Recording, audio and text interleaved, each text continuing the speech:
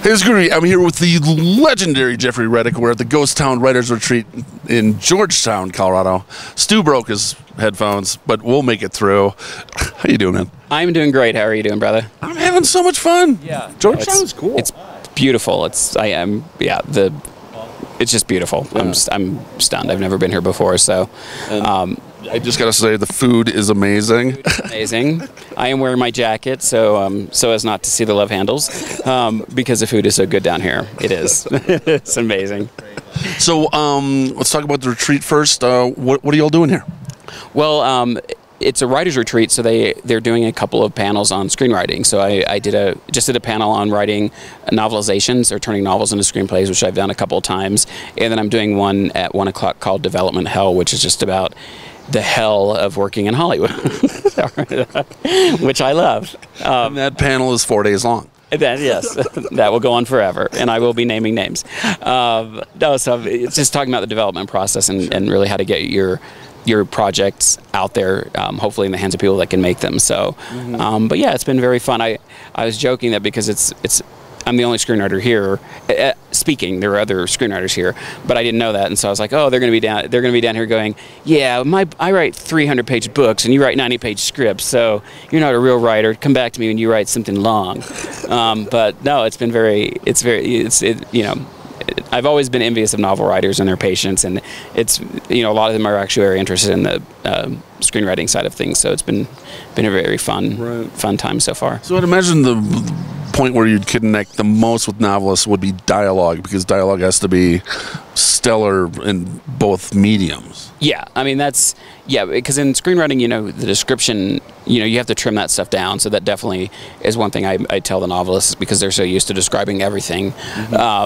But yeah, dialogue is like pretty much key to a good screenplay. I mean, you can't write a crappy screenplay with good dialogue, but you could write an average screenplay as far as like structure and story goes. But if your dialogue is like killer, it'll get noticed. Right, for sure. And I think for me personally, I think dialogue's the hardest thing to write.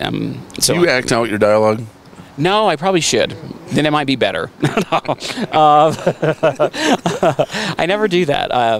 And I have friends that do that, and I have friends that use their like speech thing on Final Draft now, so they can like listen to the screenplays. And I don't act it out. I act out dialogue from horror movies. I still act out like death scenes from like Nightmare on Elm Street, and I pretend I do all that goofy stuff. I'm probably too old to be doing that now, but would you act your age already? Jesus, grow up, Jeffrey. So I'm sure Freddie would still want me. He doesn't care how. Yeah, I can't run very fast, so he can catch me pretty easy. But yeah, I don't act out my dialogue. I think I probably should sometimes. But I always have fun with my dialogue. Some reasons Josh Whedon's kind of quippy dialogue has always fascinated me. So I try to that's kind of my area where my dialogue often lies in. I think I like to think. I'm like, yeah, it's like Josh Whedon level quip dialogue, and people are like, I've seen your movies. It is hardly Josh Whedon. So another thing you're doing here is one of your movies playing tonight. Tell me about that. Yeah, we're screening Dead Awake, which is my film about sleep paralysis. It just came out on video on demand on Amazon, so you can check it out now. And I posted a video last night because we're changing the cover art, because the cover that they created originally was. Right. And it was you have no say in that in the beginning. There's just like arts. No, they actually, I have to say, to their credit, they gave us some say, but they didn't. It was a very dark cover, so they didn't calibrate for the printing darkness when it. Okay. And so now when the first round, it's like you can barely see it. So I was telling everybody, like, order it now on Amazon, because it's going to be a collector's item, like when they change it. So yeah, so it came out on video on demand and on Amazon. So we're going to be screening that tonight, and it's a fun movie. It's got Jocelyn Donahue, Jesse Bradford, Lori Petty, Brea Grant. Nice. Lori Petty? Yeah, Lori Petty, Jesse Borrego. Wow. Yeah, we have a great cast. So have you ever had sleep paralysis? I only had a mild case of it once. I keep debating whether I want to make up some wild story about how, but because it just makes better interviews. But, there was a demon sitting on my chest and it was drooling on me. Yeah, well, that's just like a Saturday night, like, but date night, right? Date night. But no, I wish that I had a good story to tell about sleep paralysis because it would just be more interesting in interviews. But I just can't lie. I've tried to learn how to lie.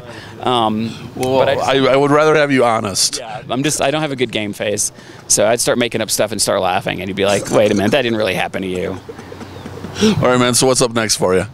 I got a lot of stuff, which I'm really excited about. I have a project at Lionsgate. The company called Global Renaissance Entertainment is doing, and I'm super excited about it. It's called Superstition. Okay. And it's based on the superstition that does happen in threes. So it's a college campus where 2 people die, and so somebody sets up a dead pool, and everybody has like an app, and you join and you guess who's going to die, and you in a pod, and a killer starts going after the victim. So I'm really excited because of 3 things. Deaths occur in threes. There's a motif here, but it's my first slasher film. Okay. 90% of the cast is African American Latino, so I've always wanted to make a movie that isn't about race at all, but really is just like, hey, let's follow it's usually a group of white kids and their one black friend. Yeah. Well, let's just follow the black and Latino kids that are hanging out, and they have like the 2 white friends. Like, let's just follow them and still just tell a good story. So really excited about that. That's been a fight that I've been fighting for like 20 years just to get some diversity in my film. So I'm really excited about that as well. But we're also creating a superstition universe. So what we're going to do is we're going to be doing Bloody Mary next, and we're going to be doing this superstition about, the gin in a lamp. Is the next one, and we're going to be connecting all the movies with carryover characters. So it's the first created universe, a horror universe. I know that I know James Wan right now has kind of the Conjuring universe, but those were kind of like, okay, people love the Annabelle doll, like let's make a movie about that. So, but we've actually been planning this for a while and plotting, how to have carryover characters, and so each movie is going to have its own sequels. But we're going to have this kind of connective tissue for all the movies, and then I have like kind of a super top secret that you will never get out of me. I don't care if you get me drunk. If you promise to hook me up with Brad Pitt, I don't care. I'm not telling. What if I hooked you up with a drunk Brad Pitt? Ooh, maybe. But he's yeah. Well, I don't want him that drunk. Jeez. Okay, he's Yeah, if he's just like a little myrrh. That might get it out of me, but I have I'm pretty excited. Like we have like a really big superstition that it's gonna be our Avengers of superstitions basically, and we're gonna bring characters together from all the other ones. So I've been planning that for a long time too. So it's really exciting to see that come into fruition. So that's like my main focus. That movie's gonna be shooting. We've got a great cast. We've got Ludacris. We've got Evan Ross. We have Bow Wow. We have Lauren McLean's playing our lead. Imred. Sorry, I just heard a goat. There's a goat on site. There's a goat. I'm not used to goat. I haven't seen goats in forever. Goats is like shiny ball. Goat. I should milk it. No, we had to milk goats. That's a whole other on the farm. You can make cheese. Yeah. Yes. Goat cheese. So that's a project that's getting ready to go that I'm really excited about. And so also with the Bloody Mary and the Seventh Wish is the name of the other one. So they're all tied into that universe. But I've also been working on getting my directorial debut off the ground. And we're going to be doing a feature version of Good Samaritan, which was a short that I did. Right, yeah. So I'm working with great producer Andrew Van Houten, who's done a lot of genre stuff, and another producer Andy Steinman. And we're going to be getting that off the ground, hopefully in the fall.